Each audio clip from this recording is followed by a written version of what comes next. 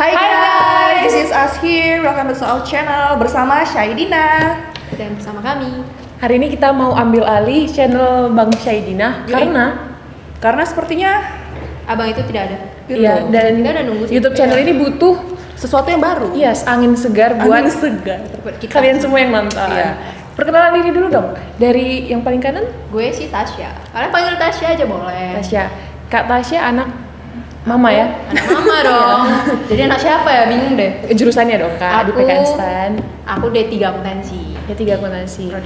Kalau kakak yang sebelah? Hai, nama aku Lorencia Siregar dari Kalung Merah D3 Kebendaharaan. Kalau ini? Aku Anggita Siregar dari D3 Pajak. Salam satu jiwa. Nggak perlu. Iya. Jadi kita bertiga beda ini ya, beda jurusan. Yes. Jadi kita mau bahas apa di sini kakak sekalian? Bahas apa? Oh, kan ini sekarang udah pandemi COVID ya kan, COVID-19. Terus kan kayak semua itu harus di rumah aja. Termasuk kita nih. Kita yang tadinya kuliah di kampus PKN STAN di Bintaro, sekarang terpaksa harus mengikuti kuliah online atau kalau kampus kami bilang tuh PJJ, pembelajaran jarak jauh. Itu dilakukannya di rumah masing-masing ya, kalau nggak mungkin di rumah orang. Bisa atau sih kan? di rumah doi. Wow. Oke, balik ke topik seperti yang udah kami bilang tadi, karena kami terpaksa PJJ atau kuliah online dan bisa dibilang kami tuh 3 semester kemarin offline ya, semester 1 sampai semester 3 dan sisanya semester 4 dan 5 kami online. Sekarang kami semester 6 online lagi. Jadi bisa dibilang kami 50% offline, 50% online. Bener banget. Nah, sekarang kami pengen bahas nih, apa sih bedanya waktu dulu kuliah offline dengan sekarang kuliah online? Gimana? Yang paling beda pastinya sistem pembelajarannya ya. Kalau dulu kan kita offline langsung tatap muka sama dosen. Jadi kayaknya kalau misalnya ada yang nggak jelas tuh bisa langsung Pak gini-gini segala macam gitu ya. Kalau misalnya online, kalau aku sendiri ngerasa kadang agak malu, ragu kalau misalnya harus raise hand gitu loh di Zoom. Karena kayak segan aja gitu pokoknya kalau online dibandingkan offline. Kalau aku sih gitu. Kalau Kak Tasya ada yang kayak gitu juga nggak? Ya pasti ada perbedaan ya antara yang daring dengan yang enggak. Kayak jumpa dengan doi aja ada bedanya kan. Ya pasti feel-nya lebih dapat dong. Sabar ya. Feel-nya lebih dapat dong ya kan. Kalau misalnya kita ketemu langsung daripada yang online gitu kan. Yang online tuh ya pasti banyak lah kendalanya, apalagi signal belum tentu gimana ya kan. Apalagi nggak ya kuota juga kadang nipis-nipis habis ya kan. Terus sekarang dengan kebijakan harus on cam menatap muka semua orang, kita aduh ya ampun. Betul-betul butuh kesabaran, apalagi belum lagi yang HP-nya, laptop atau HP-nya bisa nge-lag tiba-tiba. Oh my god, itu sumpah nguras emosi banget. Pernah. Oh iya, ya ampun, aku pengen sharing banget lah nanti ya di sesi nanti tentang gimana ujiannya juga ya kan. Sumpah. Tapi next kita bakal spoiler dikit. Tahan dulu ya. Biar makin panas. Kalau menurut Kak Loren sendiri?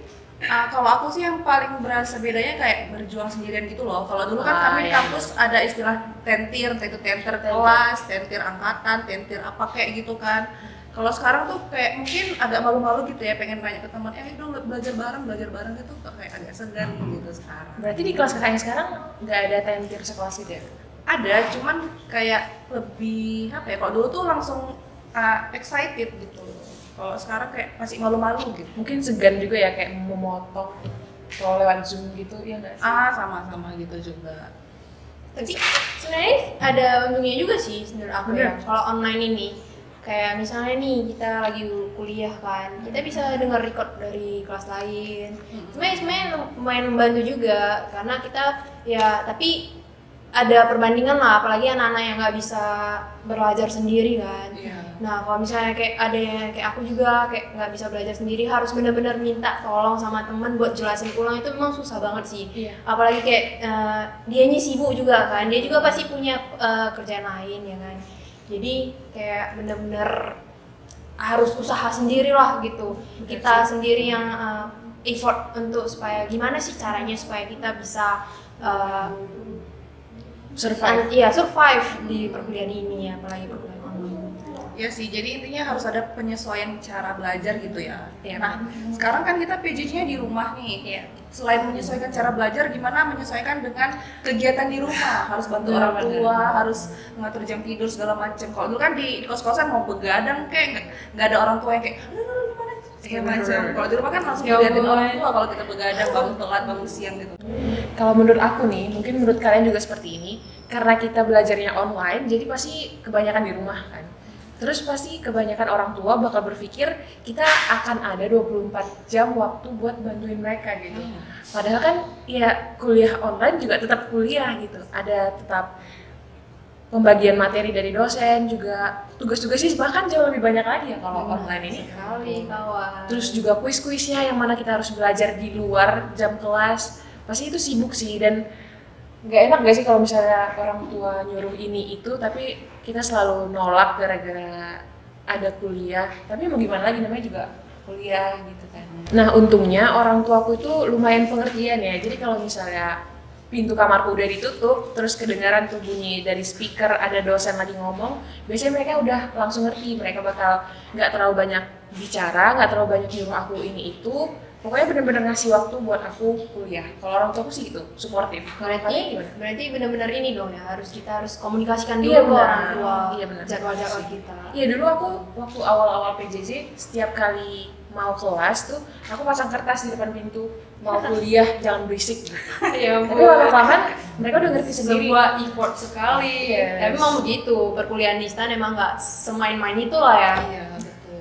Oke. Kalau kalian Kalau aku sendiri, apa tadi? gimana cara membagi waktu membagi Oh. pekerjaan rumah sama kuliah? Sebenarnya kalau di dalam pekerjaan rumah sendiri nggak terlalu repot sih. Cuman yang masalahnya itu dalam di rumah, aku tuh lebih sering kayak udah jam tidur nih, jam 10, jam 9 tuh udah disuruh tidur. Dan itu tuh apalagi di Bintaro itu kan kayak nggak sesuai lah. Maksudnya aku di Bintaro tuh bisa jam bergadang jam 12 malam, jam 1 baru tidur untuk Apalagi ada temen belajar. ya kak ya. Nah, Iya, belum betul. lagi. Nah, belum lagi kita misalnya ada deadliner tugas, sumpah. Kalau misalnya deadliner tugas dan harus dikumpulkan jam 12 malam, ya pasti auto kebut dong ya kan. Iya, benar. Dan itu udah disuruh tidur, sumpah. Aku di situ kayak gimana ya? Udah disuruh tidur tapi ya aku Masih pengen ada bilang, tugas. iya ada tugas, pengen bilang sama aku juga pengen tidur ya kan, bisa nitip nggak gitu kan. Jadi ya gitulah susahnya ya kan. Ya aku sih di permasalahan itu sih biasanya disuruh bangun ya tidur cepat tapi ya tugas masih penting. Kalau aku sendiri sih, karena kan aku punya adik perempuan yang kuliah juga, dia juga kan pasti online tuh. Nah, kan kita ini mulai online itu berarti terhitung bulan 3 bulan 4 ya 2020. Tahun lalu ya. Tahun lalu. Sementara aku tuh kan baru pulang ke rumah itu bener-bener bulan 10 bulan 11. Jadi sebelum aku pulang kayak orang tua aku udah terbiasa melihat adik aku yang kuliah online. Jadi aku nggak harus nyeritain gini segala macam, orang tua aku oh kuliah ya udah gitu loh. Cuma nanti kalau ngeliat aku agak santai dikit baru kayak nyuci piring kayak nyapu kayak Kita harus ini sih memang ya, harus nyesuaiin kita sendiri lah. Kita tahu kita memang kita lagi kuliah tapi selagi itu kita memang kalau memang lagi bebas bisa lah sebisa mungkin kita bantuin orang tua ya kan. yang paling penting komunikasi sih. Jangan ngerasa kayak kita paling capek di rumah gitu. Iya itu benar-benar sekali. Oke, next. Jadi kita lanjut ke pembahasan kita selanjutnya. Nah, gimana sih kalau perbedaan antara ujian online dengan ujian offline-nya itu pasti ada perbedaan dong. Kalau kalian sendiri menurut kalian gimana? Menurut kalian? Kalau menurut aku tuh yang pertama perbedaan paling terasa kalau kita offline kan ujiannya kita nggak sendiri di ruangan, ada teman-teman ya walaupun nggak boleh ngobrol, nggak boleh ngeliat, bahkan pinjem pulpen nggak boleh, ngantongin kertas nggak boleh, pokoknya samanya peraturan ya kalau ujian offline. Tapi kita ngerasa oh di sebelahku ada orang yang sama-sama berjuang juga buat ujian gitu. Sementara kalau sendiri kan kita di rumah kita ngerjain ujian, sementara keluarga kita yang lain ada yang lagi masak, lagi makan segala macem. Ya kayak ngerasa Sendirian. iya ngerasa sendiri lah ngejalanin ujiannya gitu. Kalau dari sistem juga lebih ribet ya, kira-kira gimana sih ribetnya sistem ujian online? Kalau ujian online ini kita tulis tangan ya, wajib tulis tangan jawaban kita. Terus nanti kita scan pakai aplikasi scan yang ada di HP teman-teman. Terus habis itu kita compile ya jadi satu PDF. nanti itu di submit lagi, nanti dikasih G-form dari lembaga jadi jawaban kita gitu. Dan itu penamaan filenya harus hati-hati banget ya, karena namanya bener-bener panjang, ada NPM, kelas, prodi, mata kuliah, nomor absen segala macam. Jadi itu jadi salah satu kesulitan juga ya, kadang bagi beberapa orang harus benar-benar teliti dalam ngasih nama filenya. Selain itu, menurut Kak Tasya apa lagi? Selain itu aku mau nambahin sih ya, apalagi ujian online ini kemarin tuh kebetulan kita juga ada dikasih waktu, dan itu bener-bener waktu yang sangat-sangat nggak boleh diganggu gugat. Misalnya nih selesai jam 11, misalnya kita ngumpulinnya 11.01, itu udah sumpah udah dianggap telat, dan itu banget mempengaruhi banget ke nilai kalian. Bisa aja dipotong nilai kalian, atau ya bisa aja ya tergantung dosen sih. Biasanya rata-rata dipotong sih biasanya. Dan ada minimal gitu kan, jadi kayak harus jadinya kayak B yang bisa harusnya dapat A ya kan, atau nilainya pinter ya kan, jadi dapatnya B plus doang gitu kan. Ya lumayan sedih ya dapatnya kan, udah berjuang padahal gara-gara hanya telat semenit gitu kan. Sebenarnya telat semenit itu kadang dari laptopnya ya Kak, bisa sinyal. Iya, dari laptopnya nge-lag juga, misalnya laptopnya udah tua gitu, nggak mau diklik, nah jadi telat 1 menit, nilai kepotong banyak. Dan ya mau gimana lagi ya kan, karena memang sistemnya begitu, kebijakannya begitu, ya mau nggak mau mahasiswa harus laksanakan. Ya konsekuensinya lah kita terima, bukan mau gimana lagi. Tapi kalau dari sistem ujiannya, selain itu ada juga sih yang menurut aku jadi keuntungan buat kita, yaitu kita bisa buka buku gitu. Iya, itu menguntungkan sih, asalkan jawabannya ada di buku Kak. Iya, masalahnya ada beberapa soal yang jawabannya nggak ada di buku gitu. Iya sih, bener sih. Tapi kan kalau untuk pelajaran yang materi gitu, bisa kita cari ya, bisa di file materi dari dosen atau bisa juga dari Google. Itu kan bisa membantu kita banget dalam mengerjakan soal ujiannya. Itu sih, jadi pasti ada pro ada kontranya sih ya, ujian online offline ini. Iya sih. Yang penting sih menurut kami dari kampus udah berusaha semaksimal mungkin untuk fair lah bagi mahasiswa, gimana tetap bisa mengikuti ujian dengan baik. Oh ya, mau tambahin juga, sebelum kita ujian UTS atau UAS biasanya kita ada disuruh untuk mengisi fakta ya, fakta integritas. Di situ kita diminta untuk menyetujui bahwa kita harus benar-benar ngerjain ujiannya sendiri, benar. Gak boleh minta bantuan teman atau bantuan orang lain yang kita nggak mampu gitu. Nanti kita tanda tangani dan kita tungguin materai ya. Iya. Saat ini kebijakannya begitu. Iya. Kalau misalnya ketahuan kerjasama dengan teman, ya you know lah mau gimana ya, harus ciao pergi. Mohon maaf ya teman-teman. konsekuensinya tinggi. Jadi Ya gitu deh. jangan coba-coba. Next question. Oh ya, sekarang karena kita udah full online, kita udah berjauh-jauhan karena pastinya domisilinya pada beda-beda nih ya kan. Momen-momen apa sih yang sekiranya kita rindukan gitu? Dari kalau kuliah offline sama kuliah online, kira-kira ada nggak yang dirindukan? Oke, kalau aku tuh biasanya kebersamaan sih ya. Awalnya kayak kebersamaan tuh ya paling jalan bareng dulu sama teman-teman. Misalnya kayak udah selesai kelas nih, yuk hangout yuk bentar kemana gitu kan, nonton, iya Bintaro Plaza dulu kan. Terus kalau enggak biasanya makan Parma, ada kantin Parma di situ kan. Kalau enggak warteg ya biasanya warung Jatim banyak banget deh. Ngantrinya panjang sumpah, apalagi makan siang. Gimana? Tapi itu yang dikangenin malah. Iya, itu yang dikangenin. Terus apalagi suasana ujian ya kan. Kita tuh ada gerbang Kalmong bener-bener padat banget, kita harus nunggu yang mau masuk dan yang mau keluar, itu bener-bener padat banget buat hanya untuk ujian doang gitu. Terus juga apalagi ya? Itu sih, itu aja dulu sih. Kalau kan?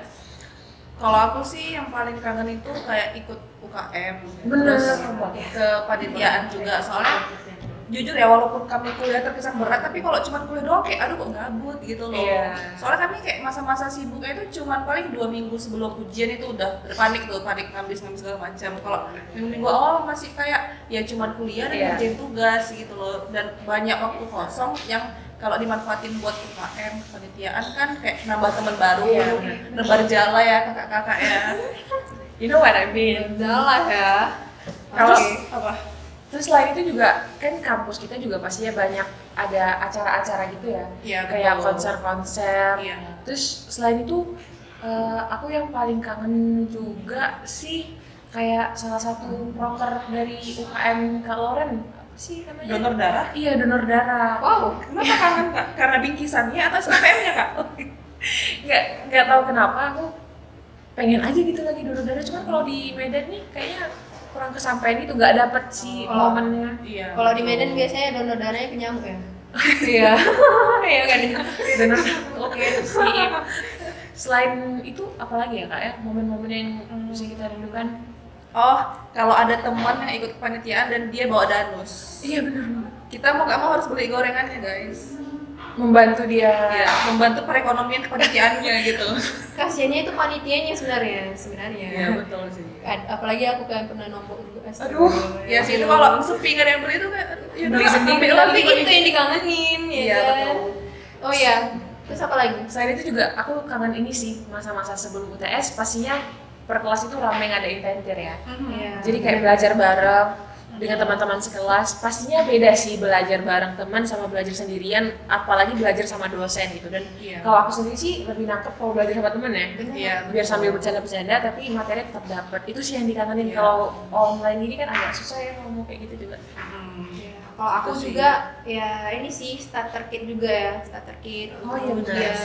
Yang bingkisan-bingkisan Iya, ya. dan kecil-kecil. ditulis-tulis ya kan, semangat ya, ntar lagi wisuda. Ya Aduh. ampun.